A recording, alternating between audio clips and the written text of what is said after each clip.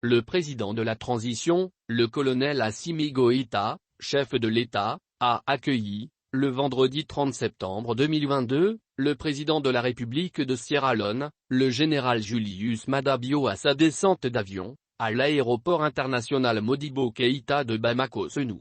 Le président Julius Maada Bio était venu au Mali dans le cadre d'une visite d'amitié et de travail.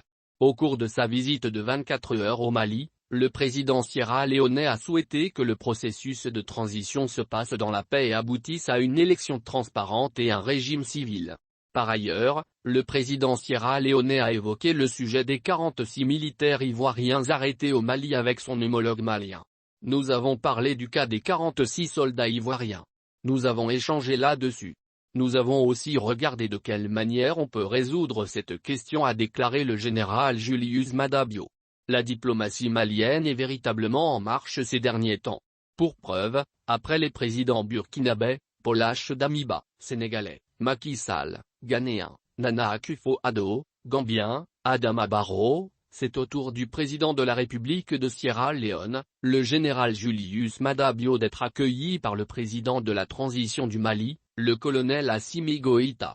Cet accueil a eu lieu le vendredi dernier, en présence des corps constitués du Premier ministre par intérim, colonel Abdoulaye Maïga, du président du Conseil national de transition, CNT, colonel Malick Dio, ainsi que de tous les membres du gouvernement.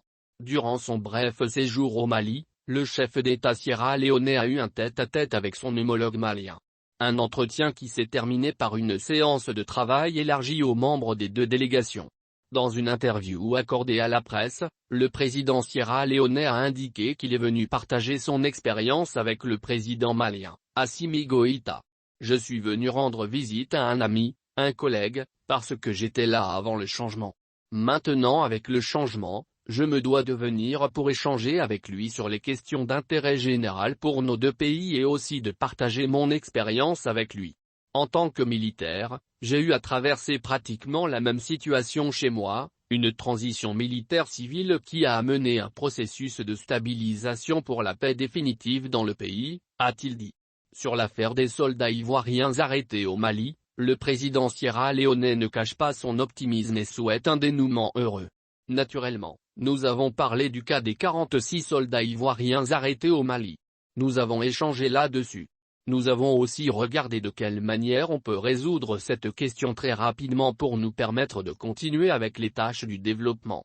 Je souhaite que le processus de transition se passe dans la paix et que nous allions voir l'issue de cette transition qui va nous amener vers une élection transparente et un régime civil, a conclu le président sierra-léonais, le général Julius Maada Bio.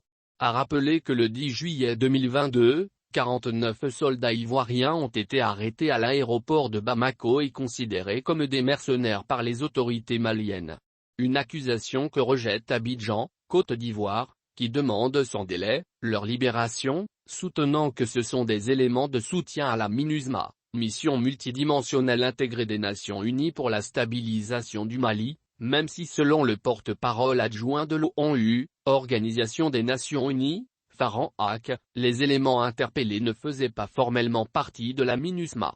Le samedi 3 septembre 2022, dans la soirée, les 3 femmes du groupe des 49 militaires ivoiriens arrêtés au Mali, le 10 juillet dernier, ont été officiellement libérées et remises aux autorités ivoiriennes à Lomé. Présentement, il reste 46 soldats ivoiriens qui sont sous le coup de l'inculpation au Mali pour des faits de crimes d'association de malfaiteurs, d'attentats et complots contre le gouvernement, d'atteinte à la sûreté extérieure de l'État, de détention, port et transport d'armes de guerre et de complicité de ces crimes.